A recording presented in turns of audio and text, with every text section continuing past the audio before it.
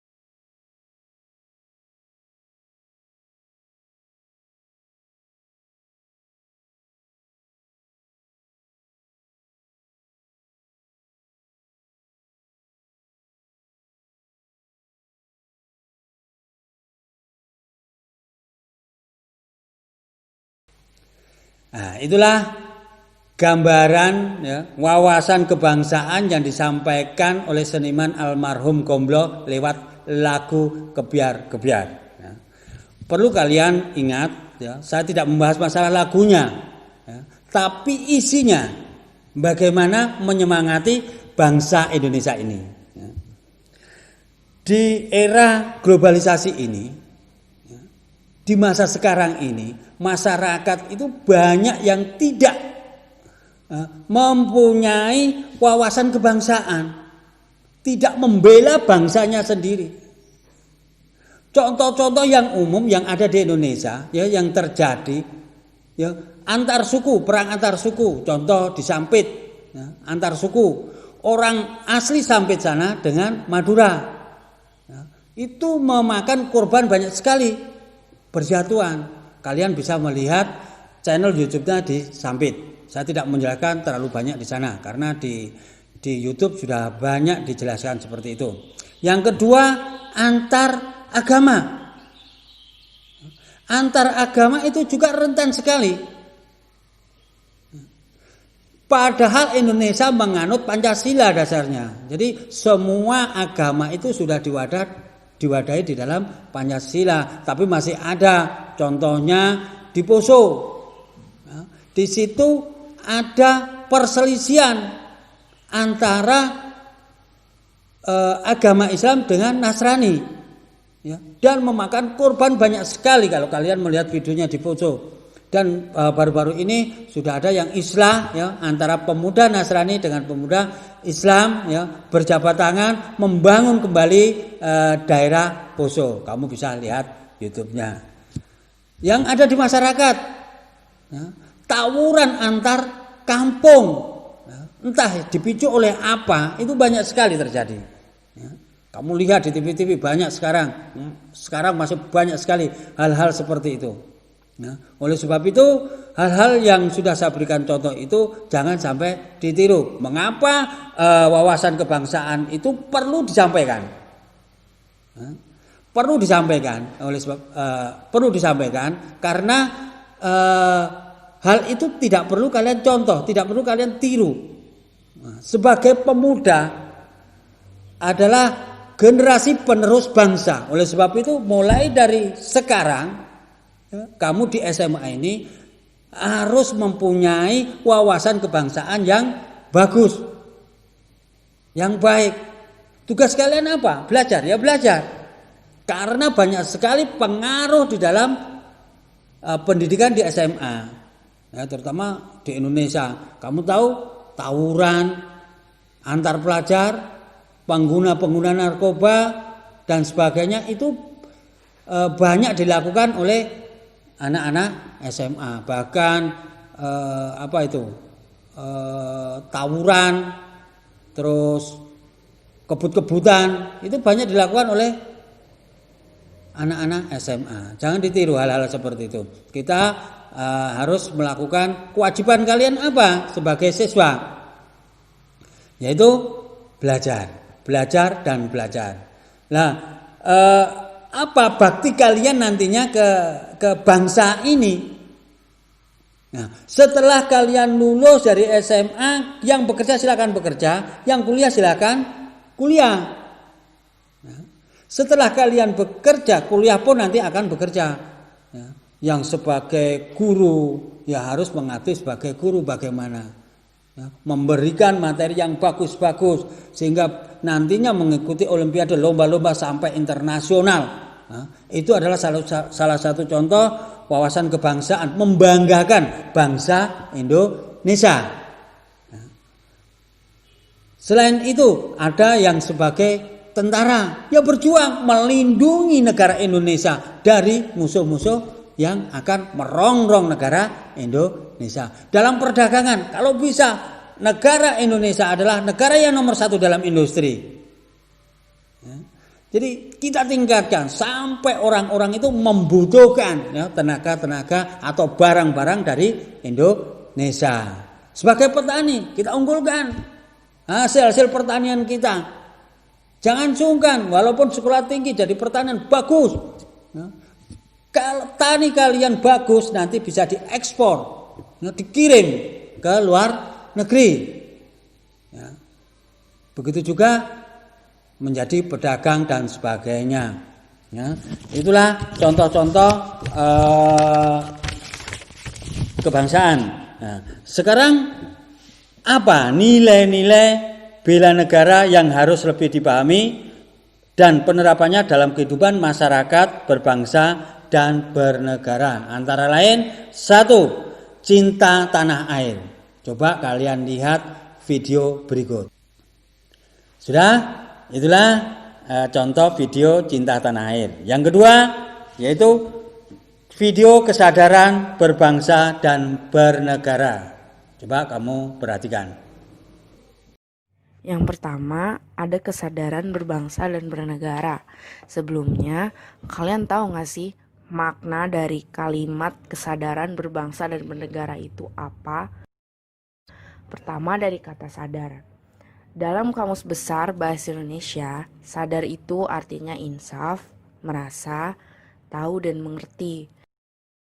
Jadi, makna dari kata kesadaran dalam kalimat kesadaran berbangsa dan bernegara itu adalah menyadari bahwa bangsa Indonesia itu berbeda dengan bangsa lain, khususnya dalam konteks sejarah berdirinya bangsa Indonesia. Kesadaran berbangsa dan bernegara ini bisa loh mempengaruhi banyak aspek kehidupan dari warga negara Indonesia.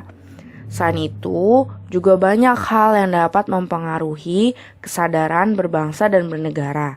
Salah satunya adalah dinamika kehidupan warga negara yang telah memberi warna terhadap kesadaran berbangsa dan bernegara tersebut.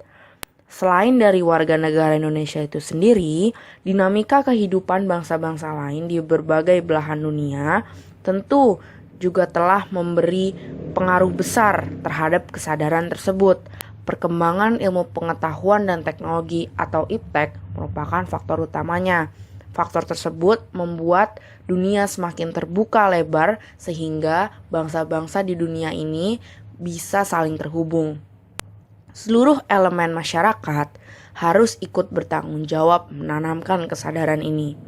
Jika suatu masyarakat atau individu sudah tidak memiliki kesadaran berbangsa dan bernegara, wah, bisa bahaya karena bangsa ini akan jatuh ke dalam kondisi yang sangat parah, bahkan jauh terpuruk dari bangsa-bangsa lain yang telah mempersiapkan diri dari gangguan eksternal.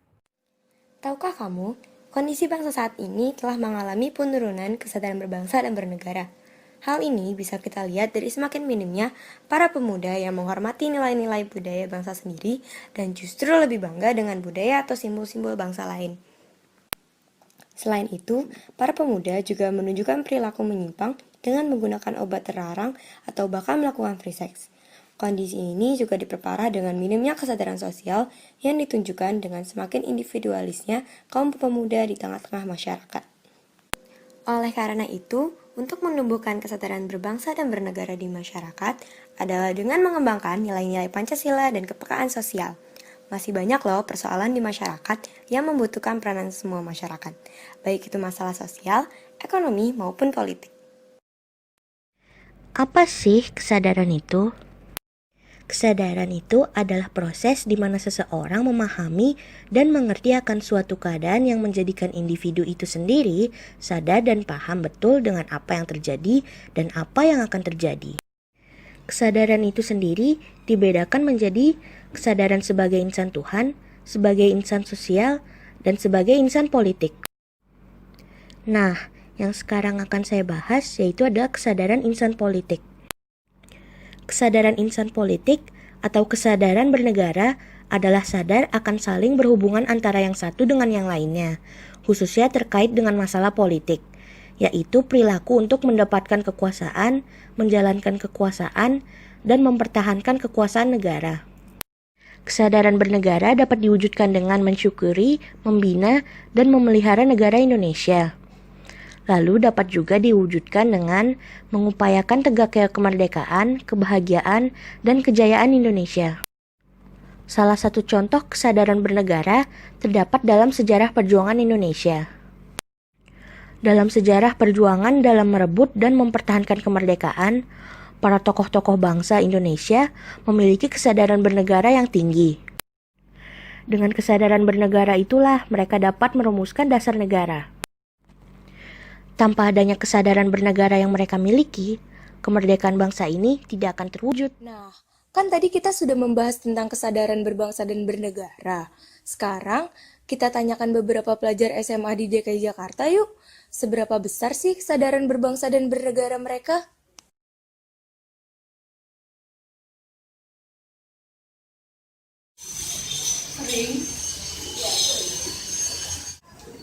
Sering. Jarang.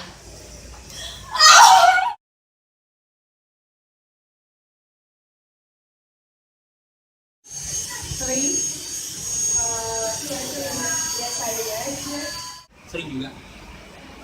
Sering.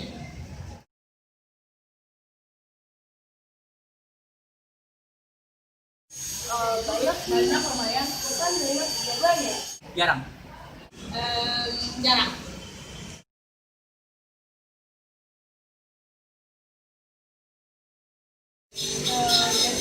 Agak jarang, tapi sering juga. Selalu.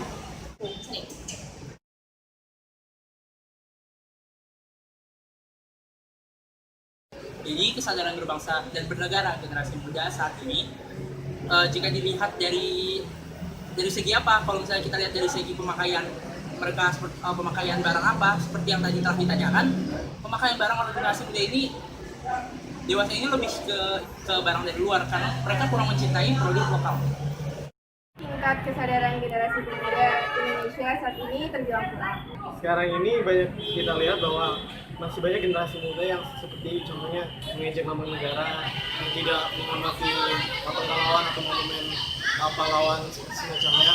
Dan untuk contoh besarnya, ada beberapa orang yang tidak tertib saat melaksanakan upacara bendera seperti semestinya yang seharusnya dilaksanakan secara tertib.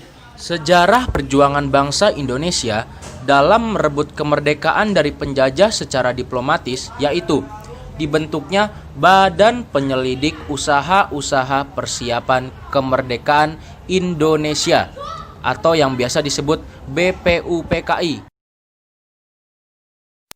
Nah, anggota-anggota BPUPKI ini berasal dari tokoh agama, cendekiawan, bangsawan, rakyat, buruh, tani, pedagang, dan wartawan. Sidang BPUPKI pertama yang dilaksanakan tanggal 29 Mei sampai 1 Juni 1945 membicarakan tentang dasar negara Indonesia merdeka. Nah, tokoh-tokoh yang menyampaikan. Yang pertama, ada Mr. Muhammad Yamin. Yang kedua, ada Profesor Dr. Supomo. Dan yang terakhir, ada Bapak Insinyur Soekarno. Kawan-kawan, padahal ketiga tokoh itu menyampaikan isi dasar negara yang berbeda loh. Tetapi dikarenakan adanya kesadaran berbangsa dan bernegara yang tinggi, maka perpecahan tidak terjadi. Pada akhir sidang pertama BPUPKI, dibentuklah panitia kecil. Loh, kecil? Kecil apanya? Kecil panitianya. Nah, panitia ini terdiri atas 8 orang dengan tugas memeriksa usulan tentang dasar negara yang masuk untuk ditampung dan kemudian dilaporkan kepada sidang BPUPKI berikutnya.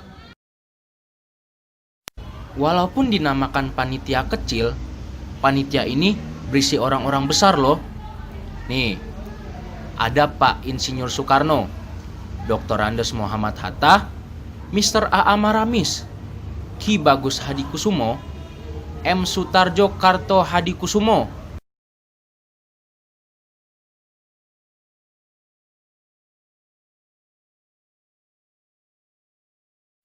R. Oto Iskandar Dinata, Mr. Muhammad Yamin, dan yang terakhir ada Kiai Haji Wahid Hasyim. Selanjutnya, pada tanggal 22 Juni 1945, diadakanlah rapat gabungan antara BPUPKI dan Panitia 9 ini? Nah, rapat itu yang pertama, supaya selekas-lekasnya Indonesia merdeka. Yang kedua, supaya hukum dasar yang akan dirancang diberi preambule. Apa itu preambule? Preambule itu pembukaan. Nah, yang ketiga, supaya BPUPKI terus bekerja sampai terwujudnya suatu hukum dasar. Dan yang keempat, membentuk panitia kecil perumus dasar negara. Kemudian, panitia kecil dibentuk dengan jumlah 9 orang, terdiri atas Soekarno, Muhammad Hatta, A. Maramis, Abi Kusno Cokrosyoso, Abdul Kahar Muzakir, Agus Salim, Ahmad Subarjo, Muhammad Yamin, dan Wahid Hashim. Panitia ini mulai bekerja dengan menyelidiki usul-usul dan merumuskan dasar negara yang akan dituangkan dalam Mukadimah Hukum Dasar. Pada malam hari 22 Juni 1945, mereka berhasil merumuskan dengan sebutan Piagam Jakarta atau Jakarta Charter. Dalam piagam tersebut tercantum rumusan Pancasila, yaitu 1. Ketuhanan dengan kewajiban menjalankan syariat Islam bagi pemeluk-pemeluknya. 2. Kemanusiaan yang adil dan beradab. 3. Persatuan Indonesia. 4. Kerakyatan yang dipimpin oleh hikmat kebijaksanaan dalam permusyawaratan perwakilan. 5. Keadilan sosial bagi seluruh rakyat Indonesia. Pada sidang BPUPKI kedua, pada tanggal 10 Juli sampai 17 Juli 1945, BPUPKI hanya menyiapkan rancangan Undang-Undang Dasar Negara Indonesia Merdeka yang diketuai oleh Insinyur Soekarno. Rancangan Ekonomi dan Keuangan diketuai oleh Muhammad Hatta, dan rancangan pembelaan tanah air diketuai oleh Abi Kusno Cokrosyoso. Dengan demikian, pada tanggal 17 Juli 1945, BPUPKI telah mendapatkan 3 rancangan dan dianggap selesai tugasnya. Dalam 2 sidang BPUPKI ini, kesadaran bernegara para tokoh bangsa patut dicontoh, walaupun ada perbedaan tetapi tetap dalam kerangka persatuan. Para pendiri negara dalam merumuskan Pancasila memiliki komitmen sebagai berikut. Yang pertama, memiliki semangat persatuan dan nasionalisme. Yang kedua, adanya rasa memiliki terhadap bangsa Indonesia. Yang ketiga, selalu semangat dalam berjuang. Yang keempat, mendukung dan berupaya secara aktif dalam mencapai cita-cita bangsa. Dan yang kelima, melakukan pengorbanan pribadi. Untuk menumbuhkan kesadaran berbangsa dan bernegara di masyarakat adalah dengan mengembangkan nilai-nilai Pancasila dan kepekaan sosial. Sehingga amanat dalam UUD 1945 untuk menjaga dan memelihara wilayah NKRI serta kesejahteraan rakyat dapat terwujud. Jadi teman-teman, sebagai warga negara Indonesia yang baik, kita perlu menumbuhkan rasa kesadaran berbangsa dan bernegara dalam hati kita ini. Sekian penjelasan dari kami, semoga bermanfaat ya. Dah. Itulah contoh kesadaran berbangsa dan bernegara. Yang ketiga yaitu pengamalan Pancasila. Berikut contoh pengamalan Pancasila.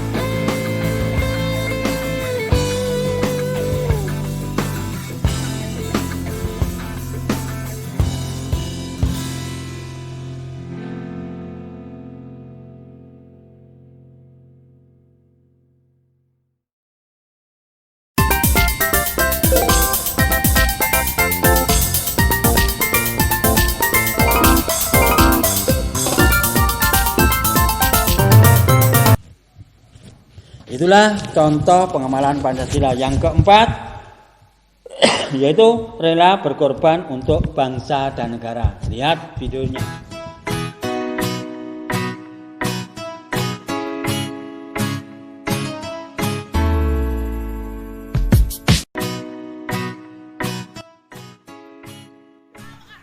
Git, kita ke sana yuk. Ayo, lihat itu.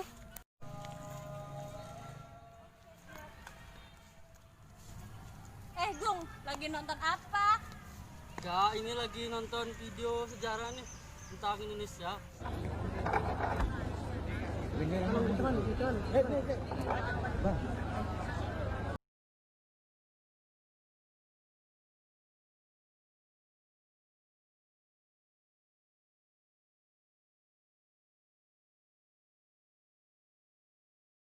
Padahal taruhannya nyawa. Ya wajar lah, itu kan juga demi Indonesia. Iya sih, tapi kalau aku ya ngapain aku manjat-manjat yang kayak gitu? Kok kamu ngomong kayak gitu sih, Net?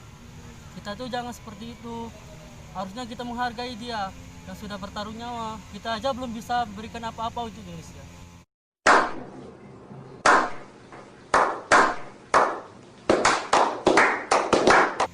Iya ya, kita udah kuliah aja belum ada yang kita korbankan untuk negara ini.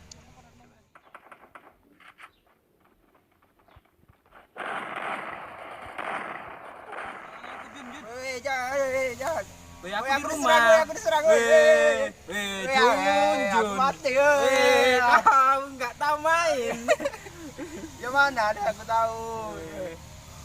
Udahlah, jangan jago kau juga. Udah. Makan. Ayo, kita balik yuk. Sore ini. Hey Gong. Lagi ngapain kalian di sini? Enggak, lagi diskusi ringan aja. Dari mana kalian? Enggak, kami tadi dari sana habis ya main-main game lah. Biasa, anak muda. Anak muda main game lah. Iya, kalian ini kerjaannya main game terus. Entah udah kuliah juga. Coba lihat nih, ada anak kecil lagi 17 Agustusan, benderanya nyangkut, dia manjat tiangnya. Coba lihat. Video apaan ini?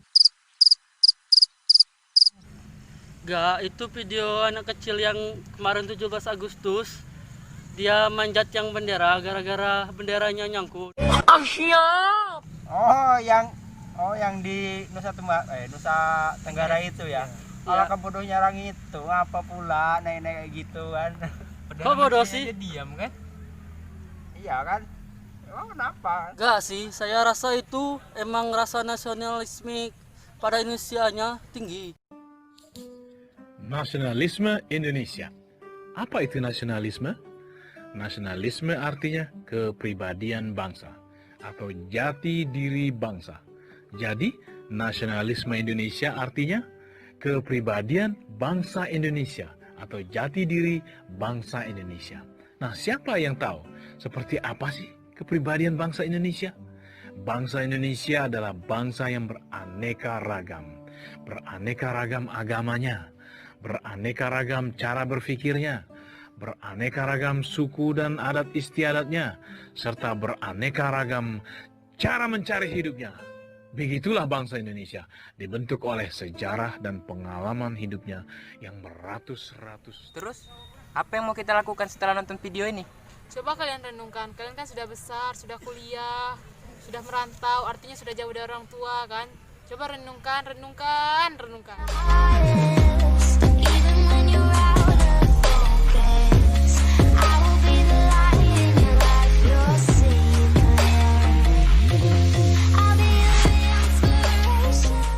Tidak usah dipikirkan terlalu jauh.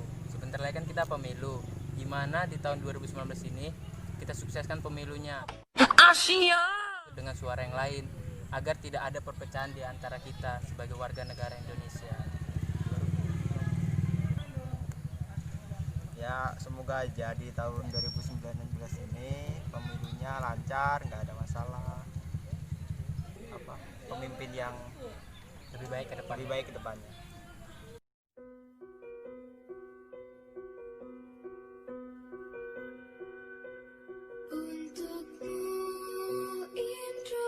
Indonesiaku, hasratku.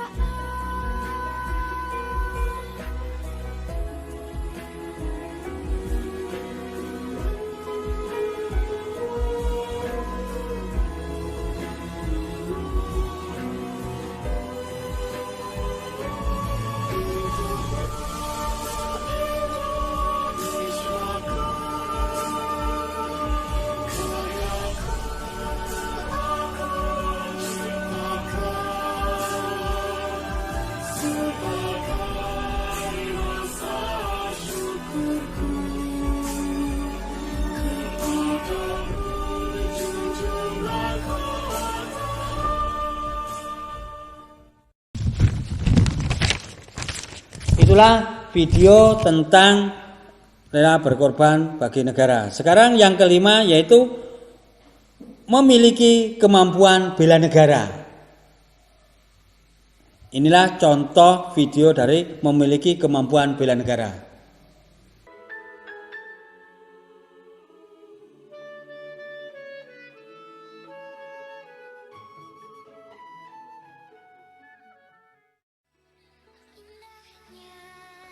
Bela negara adalah kemampuan berpartisipasi secara aktif dan bertanggung jawab dalam kegiatan bermasyarakat, berbangsa, dan bernegara.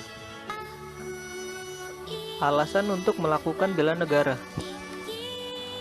Ada beberapa alasan mengapa usaha pembelaan negara penting dilakukan oleh setiap warga negara Indonesia, yaitu mempertahankan negara dari berbagai ancaman, menjaga keutuhan wilayah negara, dan kewajiban setiap warga negara. Usaha dalam melindungi negara itu cukup penting. Supaya hidup tertib, aman, dan damai, maka diperlukan negara. Negara akan tegak berdiri jika dipertahankan oleh setiap warga negaranya. Oleh karena itu, membela negara sangat penting dilakukan oleh setiap warga negara. Tujuan pendidikan bela negara. Tujuan pendidikan bela negara kurang lebih adalah untuk mendidik siswa dan siswi untuk meningkatkan jiwa patriotisme dalam kehidupan sehari-hari. Karena pejuang yang telah gugur untuk membela negara telah berjuang agar kita mendapat hak yang sama dengan negara lain, yaitu kemerdekaan. Salah satu contoh dalam usaha pembela negara yaitu ikut serta dalam perang. Karena dalam wujud bela negara tersebut diperlukan jiwa patriotisme dan mampu menjaga kedaulatan negara yang ada. Berikut adalah sasaran dalam pendidikan bela negara. Pertama, cinta tanah air. Mengenal mencintai wilayah nasionalnya sehingga waspada dan siap membela tanah air Indonesia terhadap segala bentuk ancaman, tantangan, hambatan, dan gangguan yang dapat membahayakan kelangsungan hidup bangsa dan negara. Kedua, sadar berbangsa Indonesia. Selalu membina kerukunan, persatuan, dan kesatuan di lingkungan keluarga, pemukiman, pendidikan, dan pekerjaan, serta mencintai budaya bangsa dan selalu mengutamakan kepentingan bangsa di atas kepentingan lainnya. Ketiga, sadar bernegara Indonesia. Sadar bertanah air, bernegara, dan berbahasa satu yaitu Indonesia. Mengakui dan menghormati bendera merah putih, lagu kebangsaan Indonesia Raya, lambang negara Garuda Pancasila, dan kepala negara, serta mentaati seluruh peraturan perundang-undangan yang berlaku di Indonesia. Keempat, yakin akan kesaktian Pancasila sebagai ideologi negara. Yakin akan kebenaran Pancasila sebagai satu-satunya falsafah dan ideologi bangsa yang telah terbukti kesaktiannya dalam penyelenggaraan kehidupan berbangsa dan bernegara guna tercapainya tujuan nasional. Fungsi dalam pembelaan negara. Fungsi pertahanan, yaitu untuk menjaga kemungkinan serangan dari luar, sehingga negara harus diperlengkapi dengan alat-alat pertahanan. Fungsi keadilan, yang dilaksanakan melalui badan-badan pengadilan. Dalam lingkup kecil, usaha bela negara tidak hanya melindungi negara dari perlawanan negara lain, tetapi melakukan kegiatan positif dan mengandung pesan moral sudah cukup untuk mengenang pahlawan, seperti kegiatan pramuka, upacara sekolah, dan lain sebagainya. Itulah 5 contoh ya, yang sudah kalian lihat di dalam videonya. Ya. Kemampuan bela negara itu sendiri dapat diwujudkan dengan tetap menjaga kedisiplinan, ulet, bekerja keras, dan menjalani profesi masing-masing. Kita jelaskan, kita bahas masalah 3 tadi. Ya. Kedisiplinan sebagai siswa harus disiplin. Ya, entah disiplin waktu, disiplin mengerjakan tugas, disiplin masuk sekolah, atau disiplin di rumah. Itu disiplin. Ulet sebagai siswa harus ulet. Nah, diberi tugas, ya bagaimana caranya untuk bisa mengerjakan. Tidak hanya bisanya copy paste atau nyontoh temannya. Harus ulet. Harus bisa menciptakan hal-hal yang baru. Itu ulet. Bekerja keras. Ya jangan sering putus asa. Kita harus bekerja keras. Tidak bisa. Bagaimana kita bisa? Usahanya yang besar. Tanya teman-temannya. Tanya gurunya dan sebagainya. Jangan menyerah. Tidak bisa, ya tidak bisa. Itu tidak ingin dimiliki. Atau profesi yang masing-masing dijalankan. Ya. Ini tadi sebagai siswa jangan profesi. Kalau membantu orang tua, ya harus membantu dengan ikhlas. Ya. Itu termasuk bela negara. Ya. Membantu orang tua. Tidak hanya orang tua yang dibantu. Nah, kan tetapi orang lain juga dibantu. Bagaimana? Kalau minta pertolongan ya kita bantu. Kalau kita ada waktu, bisa dan sebagainya. Nah, itu. Ya, yang harus kalian pahami. Ya.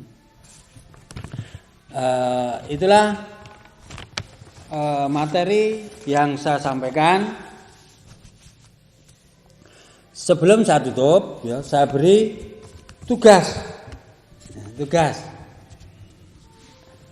Ya, saya beri 5 tugas, yaitu implementasikan sikap patriotisme dalam kehidupan sehari-hari. Jadi kamu gambarkan, nanti kamu tulis di dalam buku tulis dan kalian foto, terus kamu kirim WA ke WA saya. Ya. 1. Cinta tanah air. Yang kedua, rela berkorban untuk kepentingan bangsa dan negara. 3. Menempatkan persatuan dan kesatuan bangsa di atas kepentingan pribadi dan golongan. 4. Berjiwa pembaharu. 5. Tidak kenal menyerah dan putus asa. Jadi kelima itu kamu kerjakan di buku tulis, ya, disimpan, nanti masuk kita kumpulkan. Akan tetapi fotonya yang harus segera kalian kumpulkan. Ya. Saya ada waktu selang ini kamu kerjakan sampai batas waktunya yang sudah ditentukan oleh panitia. Apabila kalian tidak paham, tidak mengerti, bisa WA ke nomor saya. Ya. Mungkin ada yang tidak tahu, saya beri nomor saya 085 732 802 433. Itulah nomor saya, bisa WA, saya tanya gitu. Karena di sini satu arah, maka WA yang harus berjalan. Nah, ngerti? Saya kira sudah cukup ya, apa yang saya sampaikan. Ya. Saya akhiri, wabila taufik walhidayah. Wassalamualaikum warahmatullahi wabarakatuh.